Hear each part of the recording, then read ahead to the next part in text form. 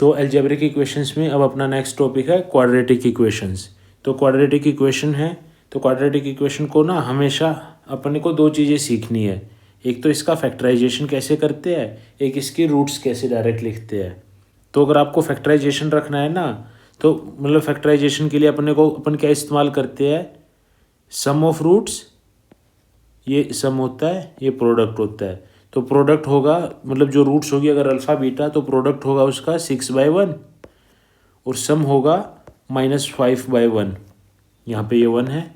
तो ये प्रॉपर्टी का इस्तेमाल करके, जैसे अपन ने पीछे देखा था ना, अपने को दो नंबर का प्रोडक्ट पता है, अपने को सम पता है, तो अपन वो चीज़ को मतलब ऑब्जर्व करके बता पाते हैं कि ये तो इन दो नंबर का प्रोडक्ट हो रहा होगा और इन दो का सम हो रहा है। तो अपन फैक्टराइजेशन से क्वेश्चन को ऐसे करेंगे।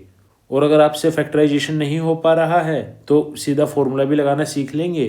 तो देखो सीधा फॉर्मूला लग के क्या बात बनती है, अगर अल्फ़ा और बीटा रूट्स है तो आप किसी भी इक्वेशन को मतलब क्वाड्रेटिक इक्वेशन को x minus alpha into x minus beta इस फॉर्म में लिख देंगे।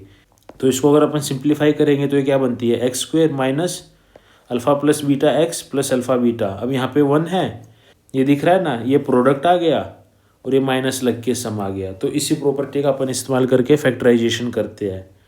तो अगर अपने को ये x square plus 5x plus 6 इसका फैक्टराइजेशन करना है, तो देखो 6 को अपन क्या लिखेंगे, 3 इंटू 2, तो 3 और 2 होके 5 आ रहा है। अब क्योंकि सम होगा माइनस वाला, तो मतलब जो रूट्स होंगे ना इसके -3 और -2 होंगे, तो अपन इसको यूँ x प्लस 3 x प्लस 2, क्योंकि देखो रूट्स के नेगेटिव लग जा रहा है, बस ये थोड़ा ध्यान रखने की बात है लिखते हुए। तो जैसे आपको कोई यूँ कह दे कि इसके रूट्स बता दो, तो अगर इसके रूट्स है -2 और -3, तो इसका फैक्टर ऐसे लिखा जाएगा। फैक्टर और रूट बस ये देखना आना चाहिए, थोड़ा सा स्टार्टिंग में कन्फ्यूजन हो सकती है, वरना ज़्यादातर लोगों को पता ही होता है, कोई रॉकेट साइंस नहीं है। ये वाली इक्वेशन है, इसके रूट्स लिख के देखना, जैसे x square plus 7x plus 10। तो देखो 10 को अपन क्या कर सकते हैं, या तो 10 इंटू 1 या 5 इंटू 2। सम 7 आ जाए मतलब 5 इंटू 2 वाला है 5 प्लस 2, और क्योंकि अपना नेगेटिव है अपन ये ध्यान रख ही लेंगे, तो ये थोड़ा प्रैक्टिस से आप सीधा लिखने लग जाओगे। इसके रूट्स है -2 और -5। ये तो हो गया फैक्टराइजेशन। फैक्टराइजेशन में ये प्रोडक्ट रहता है, ये सम रहता है, मतलब इसका नेगेटिव लगा के कंडीशन अप्लाइड, यहाँ पे 1 हो, यहाँ पे 1 की जगह मान लो यहाँ पे 10 होता, तो प्रोडक्ट हो जाता 6/10 और सम हो जाता -5/10। तो जो अगर यहाँ पे कुछ नंबर होगा, तो ये नंबर को 1 बनाने के लिए आप पूरी इक्वेशन को या तो उस नंबर से डिवाइड कर दो, या फिर इसको 10 रख के इस तरीके से लिख लो, आपकी मर्जी। क्वाड्रेटिक इक्वेशन में अगली चीज़ है अपने लिए क्वाड्रेटिक फॉर्मूला। तो ये क्या होता है, मतलब अगर कोई भी एक इक्वेशन अपन क्वाड्रेटिक इक्वेशन की जनरल फॉर्म है ये ax² plus bx plus c equal to 0, तो इसका क्वाड्रेटिक फॉर्मूले से सीधा रूट्स निकल आती है। रूट्स क्या है, -b plus minus b² minus 4ac का under root divide by 2a। ये आप कभी भी क्वाड्रेटिक इक्वेशन में अटको तो ये वाला लगा के आप सीधा उसकी रूट्स निकाल सकते हैं। फैक्टराइजेशन से अगर लंबा लग रहा है या सोच नहीं पा रहे तो, या फ्रैक्शन में कुछ आ रहा है, क्योंकि कई बार फ्रैक्शन वाली चीज़ अपन सोच नहीं पाते, तो ये आराम से लग जाएगा। तो अगर हम ये कह दें अल्फ़ा और बीटा दो रूट्स है, तो अल्फ़ा क्या, एक रूट क्या होगी, एक होगी -b plus b² minus 4ac by 2a, और दूसरी रूट क्या होगी -b minus b² minus 4ac by 2a।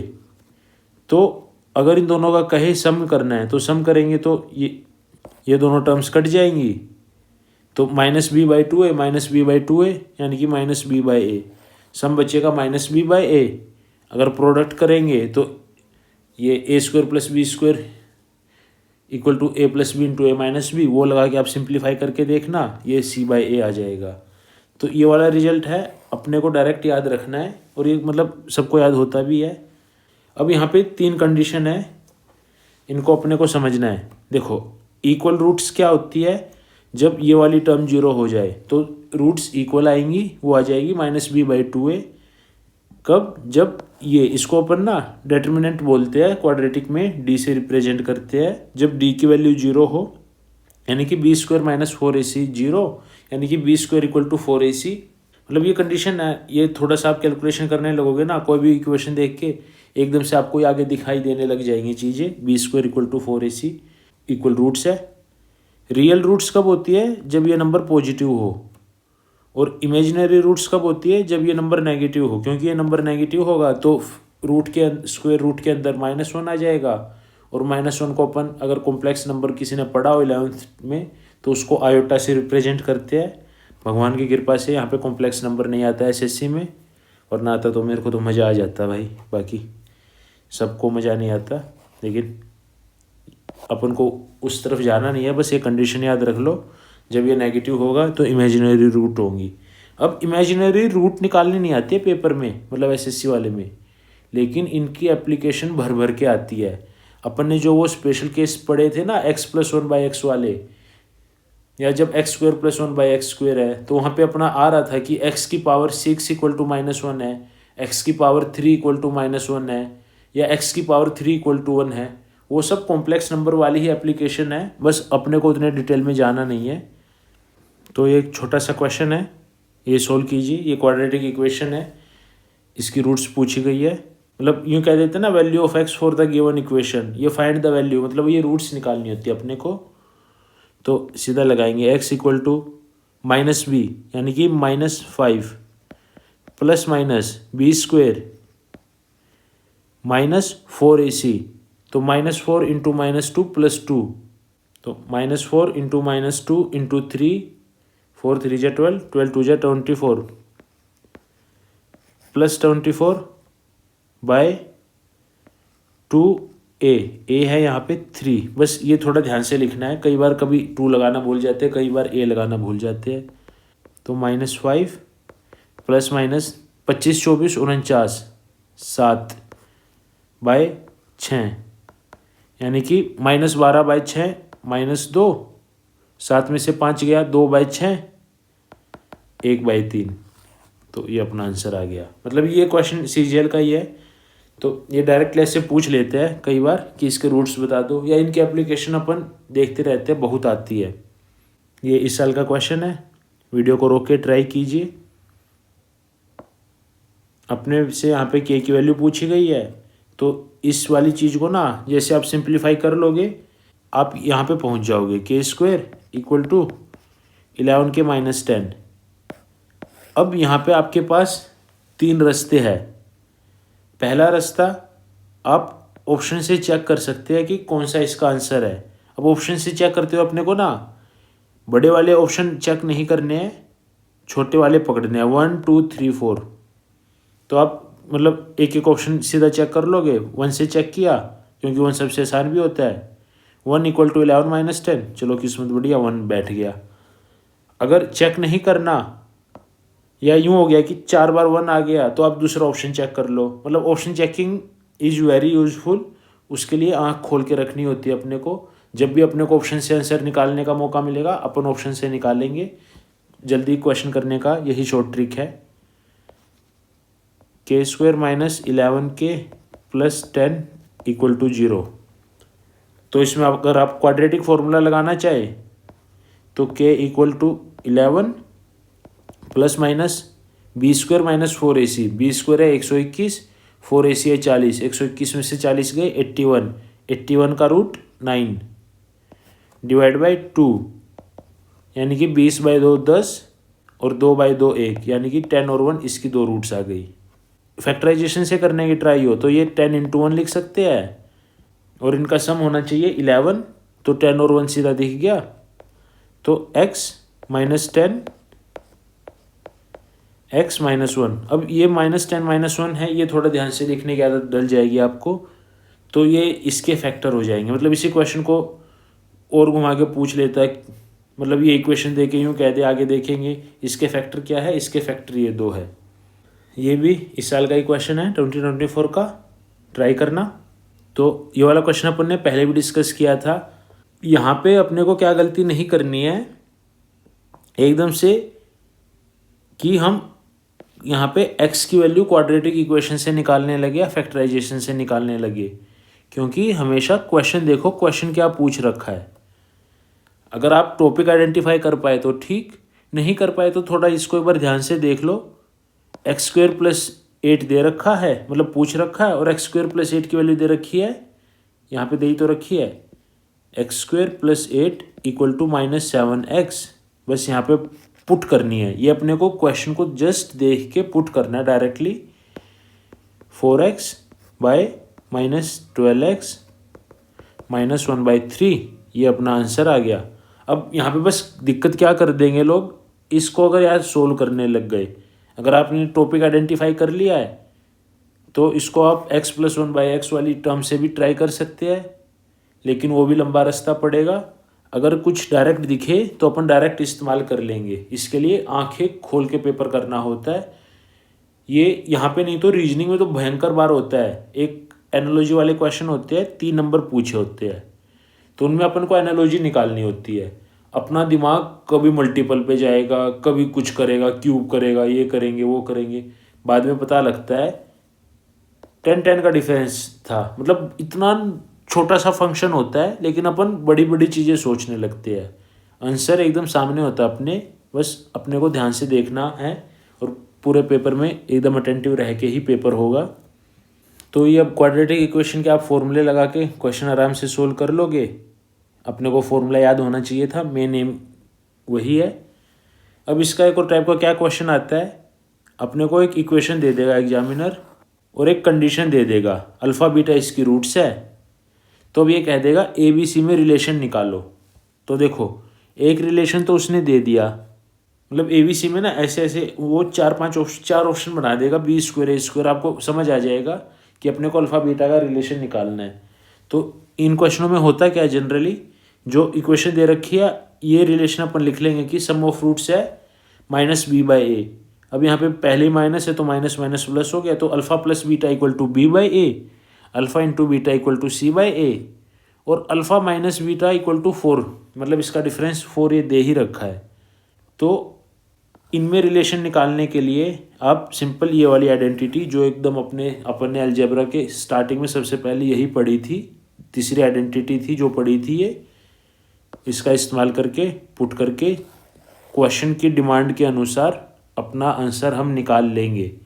Main चीज़ है अपने को sum of roots, product of roots ये देना आना, मतलब ये लिखना आना, ये अपने को दे रखा है, तो अपना दिमाग चलना कि प्लस और माइनस में कैसे रिलेशन आएगा, आपका क्वेश्चन हो जाएगा। इस टाइप के काफ़ी क्वेश्चन आपको देखने को मिलेंगे। अल्फ़ा बीटा के रिलेशन का इस्तेमाल करके कुछ कुछ करा रहे होंगे हमसे, हम कर देंगे। जैसे अभी कुछ कुछ में वो हमसे क्या करा सकते हैं, जैसे ये करा लेंगे कि alpha beta are the roots of this equation, तो find the value of this. तो अब जो अपने को मान लो इतनी कॉम्प्लेक्स वैल्यू ढूंढने को कोई कह दे, तो अपन सबसे पहले ट्राई करेंगे इसको सिंप्लीफाई कर लो भाई। अलजेब्रा में या मैथ में यही करते हैं, क्वेश्चन को थोड़ा सिंप्लीफाई कर लो, चीज़ें आसान हो जाती है। तो यहाँ पे अपना थोड़ा क्रॉस मल्टीप्लाई करके एलसीएम लेके किया, तो ये दोनों टर्म तो हो गई α² + β² डिवाइड बाई अल्फ़ा × बीटा का होल स्क्वायर, ये हो गया α² + β² बाय अल्फ़ा × बीटा। अब चाहो तो आप α² + β² को कॉमन निकाल लो, मतलब या फिर ये इक्वेशन लगा लो, यहाँ पे कॉमन निकाल के ये फॉर्म ऐसे बन गई α² + β² बाय अल्फ़ा बीटा और अल्फ़ा × बीटा +1। तो अल्फ़ा बीटा की वैल्यू अपने को पता है R/P, पुट कर देंगे, α² β² निकालना है, ये अपन यहाँ से निकाल लेंगे, और फिर उस तरीके से पुट करके क्वेश्चन में जैसे ऑप्शन फ्रेम कर रखा है अपन चेक कर लेंगे कौन सा ऑप्शन मैच कर रहा है। तो ये बस एक टाइप ऑफ क्वेश्चन रहता है, अल्फ़ा बीटा रूट्स दे के उसका कुछ कुछ रूट्स में पूछ लेता है, तो अपने को ये इंटरप्ले करना आना चाहिए। ये अलजेब्रिक आइडेंटिटी, मतलब एक तरीके से अलजेब्रिक आइडेंटिटी की सिंप्लीफिकेशन ही करा रहा है या उसकी वैल्यू पूछ रहा है, बस अल्फ़ा + बीटा और अल्फ़ा × बीटा देने का स्टाइल बदल लिया उसने। तो ये स्टाइल थोड़ा कैजुअल है, तो कैजुअली हम कर देंगे। जैसे अल्फ़ा + बीटा और अल्फ़ा बीटा आ गया तो कुछ भी पूछ ले, आपने जो भी आइडेंटिटी पढ़ी है उन सब की एप्लीकेशन करके क्वेश्चन को आप उड़ा दोगे। एक ये थर्ड टाइप का क्वेश्चन है, ये भी पूछता है CGL में। SSC के बाकी एग्जाम्स में तो काफ़ी बार पूछा जाता है ये, CGL में 2022 से पहले काफ़ी फेवरेट टॉपिक था, अब थोड़ा कम है, लेकिन हमें आना चाहिए क्योंकि अब क्वेश्चन ही 25 आते हैं। पहले तो 100 क्वेश्चन आते थे, वो एग्जामिनर एकदम पेट भर भर के हर टॉपिक से पूछता था। अब तो 25 क्वेश्चन है, थोड़े बहुत क्वेश्चन हर टॉपिक के आते हैं।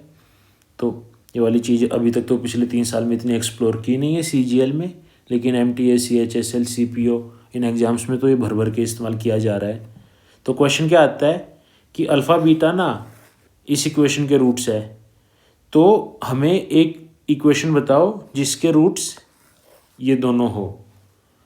तो ऐसे क्वेश्चन में कुछ भी करने से पहले एक बार आप ओरली ये देख लेना ये इक्वेशन के सच में कोई रूट्स सिंपल आ रहे हैं या नहीं।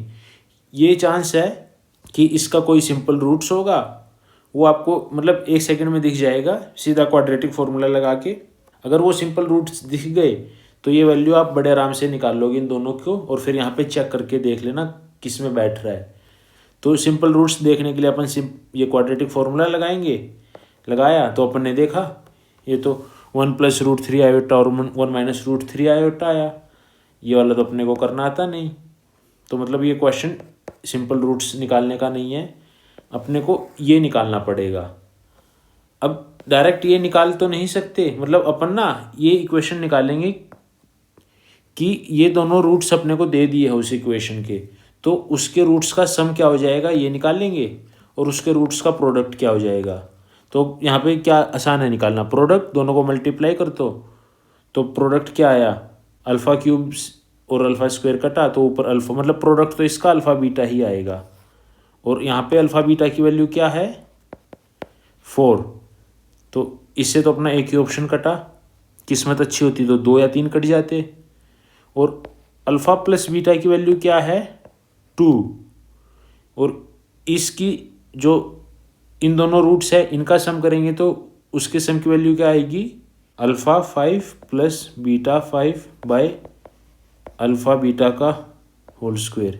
तो अब ये थोड़ा लंबा क्वेश्चन हो जाएगा, आपको अल्फ़ा 5 + बीटा 5 तक निकालना पड़ेगा। तो ये वाला क्वेश्चन मैंने स्पेशली इसलिए रखा था क्योंकि अपन ये चीज़ें लिखनी सीखी नहीं है अपन ने, लेकिन अपन अगर गलती से ऐसे क्वेश्चन में अटक जाते हैं तो ये लिखने की ट्राई कर लेंगे। जैसे अपन ने x + 1/x वाली में देखा था ना, हायर पावर्स को अपन क्या कर रहे थे छोटी पावर के मल्टीपल में लिख रहे थे। अपन इसको भी ट्राई करते हैं छोटी पावर में लिखने का, क्योंकि छोटी पावर से तो हम कर लेंगे। तो छोटी पावर में क्या रखेंगे 2 power alpha 3 + beta 3 into alpha 2 + beta 2, मतलब x + 1/x वाली एनालॉजी की तरह ही अपन लिखने की ट्राई कर रहे हैं। तो अगर ये सिंप्लीफाई करोगे तो ये क्या आएगा alpha 5 + alpha cube beta square plus alpha square beta cube plus beta 5। तो एक तरीके से अगर अपन को अल्फ़ा 5 और बीटा 5 चाहिए तो ये और ये 3 निकाल के अपन सोल्व कर लेंगे। क्वेश्चन थोड़ा लंबा है, बस ये मेथड लगेगा, इसका मैंने सॉल्यूशन दे रखा नीचे, अब सॉल्यूशन देख लेना वीडियो को पॉज करके। बस ये बताना है, ये कभी कभार ये टफ इक्वेशन भी लिखनी आ सकती है अपने लिए, तो एट मैक्स आएगी तो भी अल्फ़ा 5 तक की। तो अल्फ़ा 5 तक की अगर आपको देखो पीछे जो अपन ने जितने फॉर्मूले किए हैं वो नोट्स अपने याद हो गए हैं, उसके बाद क्वाड्रेटिक वाले में इसको बस एक छोटी सी जगह में लिख लेना। ये अपने मेन नोट्स का पार्ट नहीं होगा, मेन नोट्स के पार्ट दूसरे होंगे। ये अपने डिटेल्ड नोट्स में बस क्वाड्रेटिक का एक पेज होगा, वहाँ पे एक जगह छोटी सी लिखी रहेगी, ताकि जब आप ये चैप्टर को डिटेल वाले नोट्स रिवाइज करोगे ना, वो रिवीजन कैसे करते हैं उसमें मैं थोड़ा बनाने का ट्राई कर रहा हूँ, तो वो भी थोड़ा डिस्कस कर लेंगे। जब आप डिटेल्ड वाले नोट्स रिवाइज करोगे तो ये चीज़ आप बस 1-2 बार देख लो, तो गलती से पेपर में ऐसे पेरिफेरल टॉपिक से किस्मत फूटी रही क्वेश्चन आ जाए तो अपन पेपर में एकदम हाथ नहीं उठाएंगे, थोड़ा एफर्ट मार के कर लेंगे। अब मैं इस क्यों कह रहा हूँ ये चीज़ें इतना डिटेल में इसलिए बता रहा हूँ क्योंकि मेरे साथ ये पंगा हुआ था। प्रीलिम्स होते ही CGL मेंस की तैयारी करते हुए मैंने एक कोचिंग के लिए मतलब कोचिंग का मेंस का कोर्स ले लिया। किस्मत मेरी बढ़िया थी, CGL के प्री में अपना सेल्फ स्टडी से 2 महीने में अपना फोड़ के आए थे पेपर को। लेकिन जैसे मैंने उनका कोर्स लिया तो उन्होंने हमें कराए एकदम मज़ेदार क्वेश्चन, अच्छे अच्छे हाई लेवल के। मतलब मेरी गलती, मेरे को लगा कि मेरे को ये हाई लेवल वाले क्वेश्चन आने चाहिए और मैं मतलब नंबर सिस्टम और बाकी चीज़ें जो कॉम्प्लेक्स चीज़ें हैं ना वो करने लगा।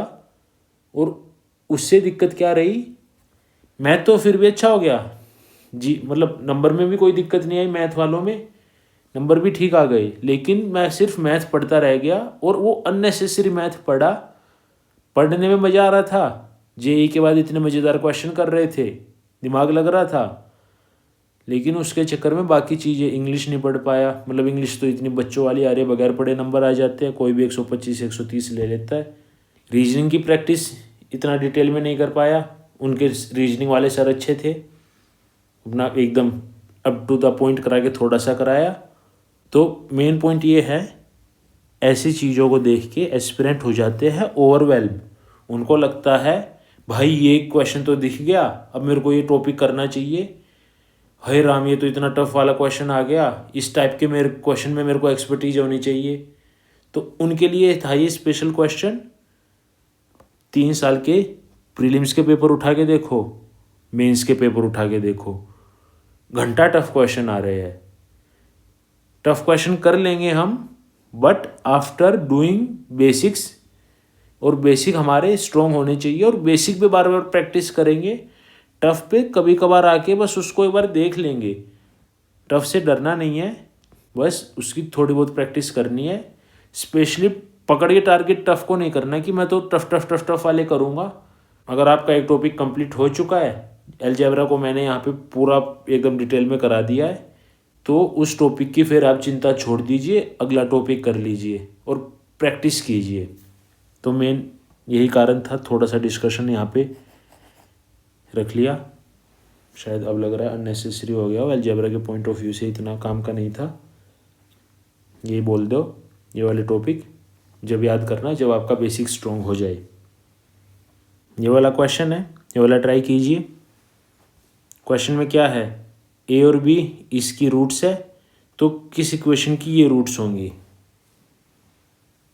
तो हमारे पास क्या है, A + B की वैल्यू हो गई -B/A, A × B हो गया C/A।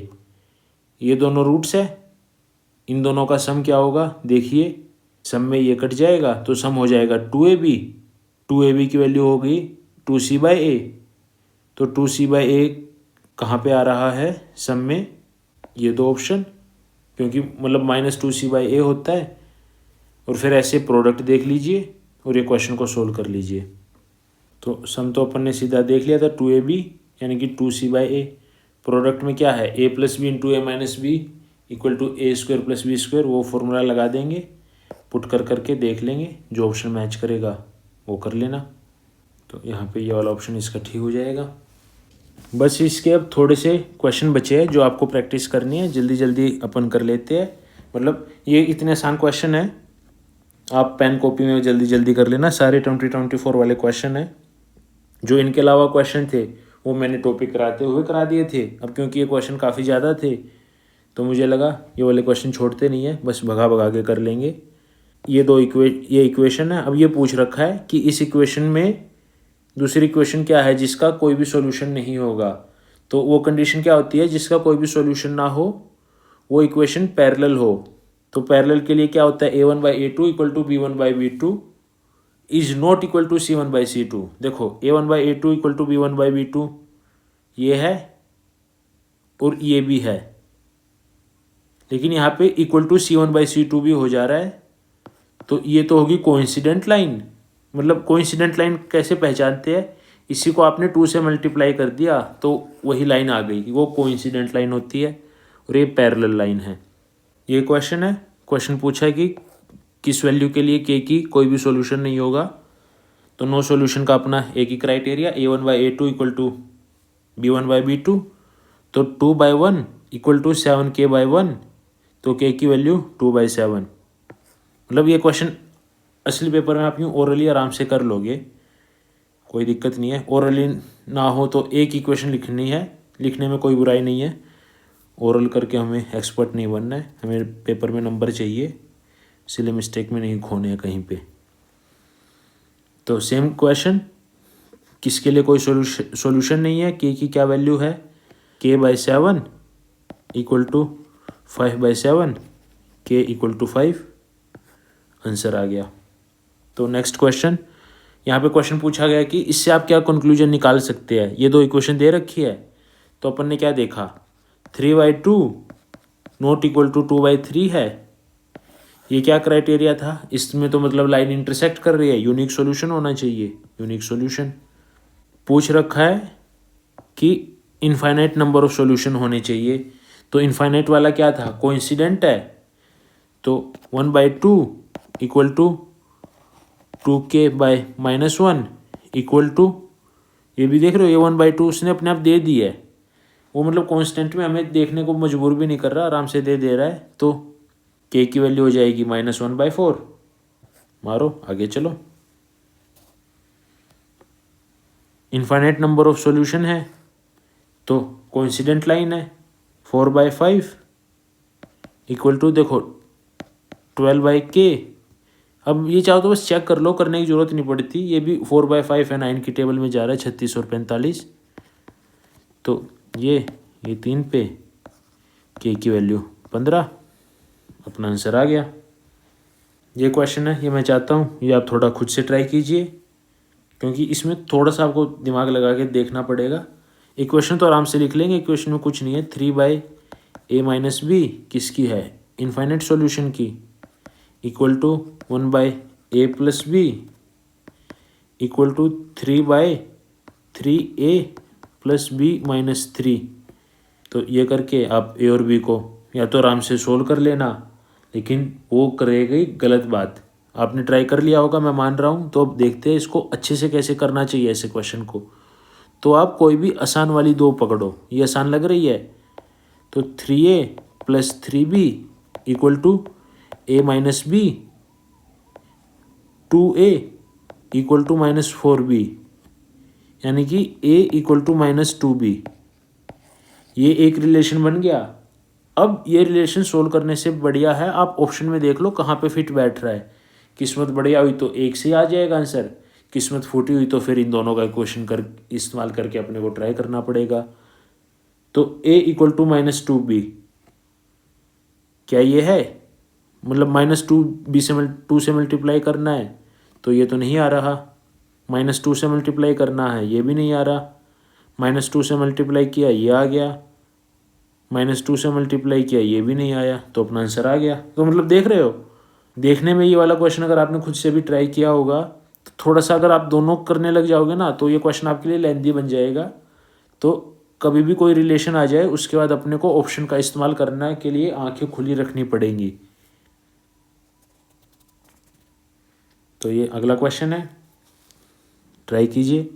कोइंसिडेंट लाइन पूछी है, तो k1/4 equal to 3/k2 equal to 8/16, यानी कि 1/2। तो अब देखो यहाँ पे अपने दो रिलेशन बन जाएंगे, k1 into k2 equal to 12, या फिर k1 इक्वल टू 2 और k2 इक्वल टू 6। तो इनके अकॉर्डिंग अब देख लेना, जैसे उसने क्वेश्चन में फ्रेम कर रखा हो हम देख लेंगे। क्या है, k2 equal to 3k1, k2 equal to 3k1, हाँ ठीक है। ये नहीं है, ये भी नहीं है, ये भी नहीं है, तो अपना answer k2 equal to 3k1 आ गया। अब यहाँ पे चाहता तो एक और ऑप्शन यूँ फ्रेम कर दे, क्योंकि मैं बाकी भी क्यों देखने के लिए कह रहा हूँ, पता लगे वो एक ऑप्शन ये बना देता k1 into k2 equal to 12 और डी में दे देता बोथ ए एंड बी, तो ये जल्दी जल्दी में सिली मिस्टेक हो जाती। तो एक बार अगर, क्योंकि ये है एकदम फ्री वाले नंबर, 2-3 सेकंड में एक बार ऑप्शंस को आप देख भी लोगे ना, कोई बुराई नहीं है। मतलब ये इतने चेक नहीं करना जितने मैंने किए हैं, बस ये देख लेना कहीं ये वाला केस भी ना दे दिया हो, तो फ्री के 2.5 नंबर आप लुटाए आओगे, फिर आके काफ़ी बुरा लगता है। तो अब की बार उन्होंने पूछा यूनिक सॉल्यूशन, तो यूनिक सॉल्यूशन वाली कंडीशन लगा लो। देखो एक बार करो फिर मैं बताऊंगा। तो यूनिक सॉल्यूशन वाली कंडीशन क्या थी, 4/6 is not equal to 6/k+4, यही कंडीशन थी ना, यूनिक सॉल्यूशन है। तो ये काट दो, ये 2 पे, ये 3 पे, ये 3 पे, तो k+4 not equal to 9, k not equal to 5, तो ये आंसर होगा। अब कोई जल्दी जल्दी में ये आंसर लगा दे, उसके तो 2.5 नंबर लुट गए। तो मतलब देखो, क्वेश्चन और टॉपिक और कंसेप्ट टफ नहीं है, बस कई बार छोटी सी सिली मिस्टेक ये गलती करा देती है। और मेरे को पूरा भरोसा है इस क्वेश्चन में काफ़ी जनता ये आंसर लगा के आई होगी। तो ये एक काफ़ी अच्छा क्वेश्चन है। तो पेपर में जैसे ऐसा हमें क्वेश्चन दिखाई देगा, हमें क्या बोलना है, भागो। ये तो हम राउंड 2 में करेंगे, राउंड 1 में छेड़ना भी नहीं ये क्वेश्चन, कि लगेगा ना आप 30 मार्क खाओ राउंड 1 में कर जाओगे, सारी 30 मार्क हाँ गिरी निकाल देता है पेपर में एक क्वेश्चन। तो राउंड 1 में ये क्वेश्चन छेड़ना नहीं है, राउंड 2 में करेंगे।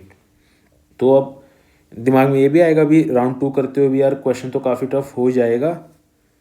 तो उसके लिए मैं आपको थोड़ी हेल्प कर सकता हूँ। जो अपन ने लीनियर इक्वेशन में डिस्कस किया था, जब भी 2 इक्वेशन हो या 3 हो या 4 हो, हमें ढूंढनी है सबसे कमज़ोर आसान वाली है ये वाली। तो अपन यहाँ से वैल्यू चेक करेंगे। कौन सी वैल्यू चेक करेंगे, आसान ऑप्शन वाली।